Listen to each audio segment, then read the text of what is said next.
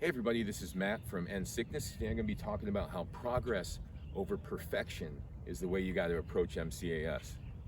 I'll first discuss my experiences with MCAS, my daughter's, how difficult that was, how we were able to get through it. I'll talk about comparing your current state of health to perfect health and why that's so detrimental to your peace and peace of mind in the present. I'll talk about how little wins, all right, are important and they help you gain momentum, and paying attention to those little wins, how important that is. Talk about how you must have reliable information if you want to get over MCAS. There's so much contradictory information online, you don't know what to trust. Talk about my approach and how it differs from everybody else. And then we'll talk about how, you got to take action. Once you have the right information, you got to take action and be consistent with your decisions and consistent with your choices to reinforce healing and all the self-care activities, etc. And I'll talk about how escaping the fear cycle of MCAS is critical. It's when you're reacting to foods, you're reacting to supplements, you're reacting to everything under the sun, then at that point in time you start to have plenty of fear about everything, EMFs, the sun, everything, literally. So I've been there, trust me. So there is life on the other side. I want to tell you what it's like, what it's like to actually heal from MCAS and feel be on the other side of that and be healthy and feel the gratitude and really the amazing life that I'm living now because of going through MCAS and all the things I experienced. I'll talk about how you got to be kind to yourself, okay? You got to be kind to yourself during this process and patient, because if you're not, then you're going to have some problems here and it's really going to eat you away inside. So let's start. Before I start, let me say I'm not a licensed medical physician. This is not to be used as medical advice, and this is based upon my experiences. This is for informational and educational purposes only. So back to the good stuff now. So my experiences, my daughter, myself, I personally had MCAS symptoms for a number of years before I even knew what they were. I was reacting to all but 6 different foods. I had lost over 70 pounds, rashes all over my body, just horrible symptoms, completely debilitated. Read more about my story online. My daughter, she was completely disabled, eyes crossing, neurological symptoms, unable to remember things, itching herself till she bled, severe emotional and behavioral issues.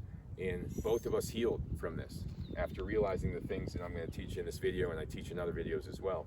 But what I realized is that I was being really hard on myself. I was always talking about this idea of perfect health, where I wanted to be and how we're not there yet.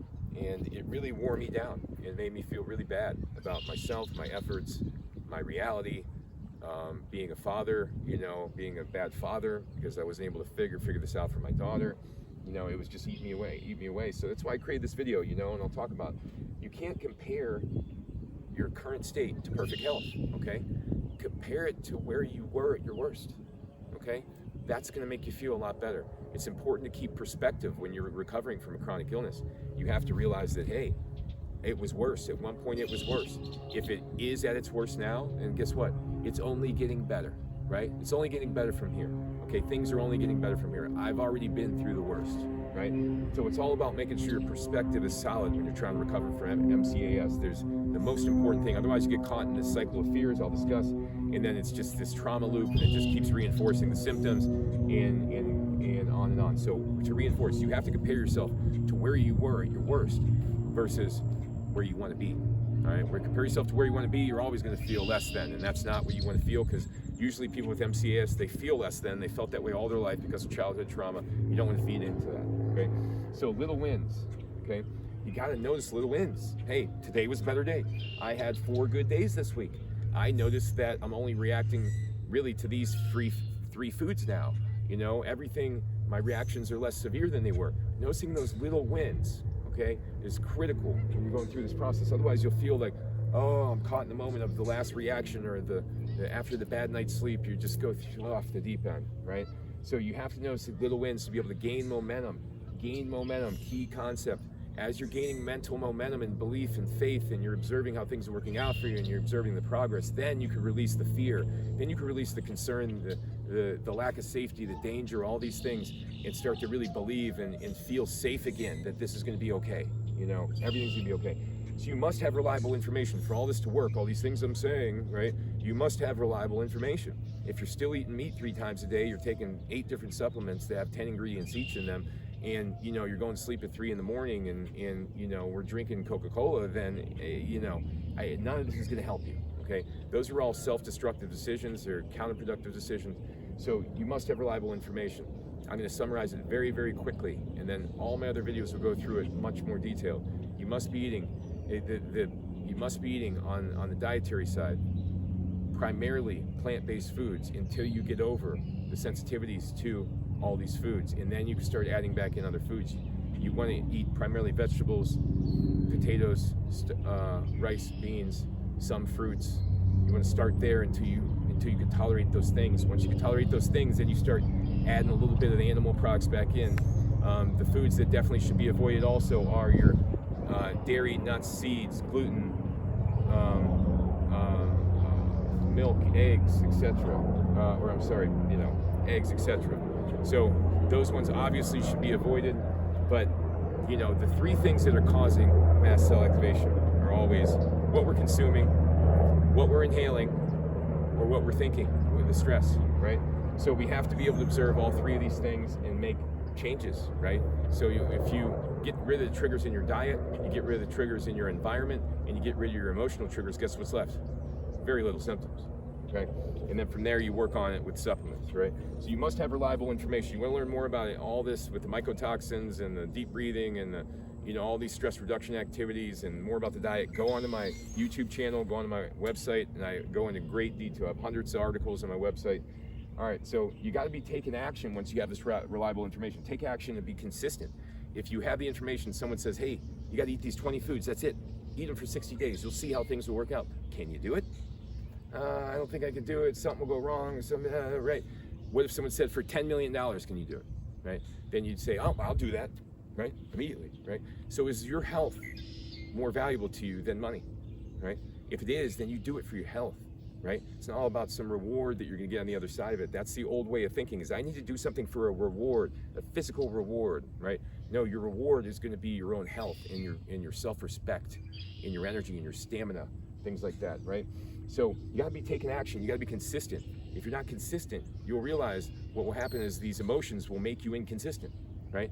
And if you let the emotions make you inconsistent, then you end up giving back into these dietary choices, getting back into these relationships, these thought cycles that have been impairing you. So you got to escape the fear cycle of MCAS to really be able to get control of the diet and get control of your life and your behaviors.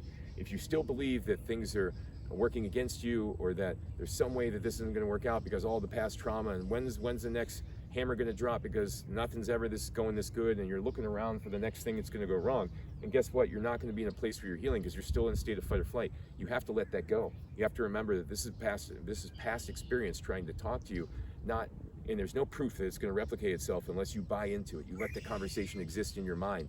Once you let it exist in your mind, then you can manifest it. But if you just escape it by thinking of the future and what you want, you win the battle, right? You win the battle. You replace it with faith. Always replace fear with faith. That's what you do every single time. So life on the other side. I'm completely well now. My daughter's well. I've helped people become well. Once you get there, you realize that the illness was a blessing because it's taught you how to live a healthier life. It's taught you how to live a more fulfilling life. You're more vibrant. You have more stamina. You have more interest in things. There's a whole other side to this. Often you find your purpose through the illness. You find the person you love through your illness. There's so many benefits to this illness if you allow yourself to go through it and embrace it and overcome it and realize that this challenge just made you into who you always wanted to become. So be kind to yourself, be patient. This is a process. This illness takes time to overcome. And I'm telling you, the information is on my website, endsickness.org. I got all the information you need to be able to get over this.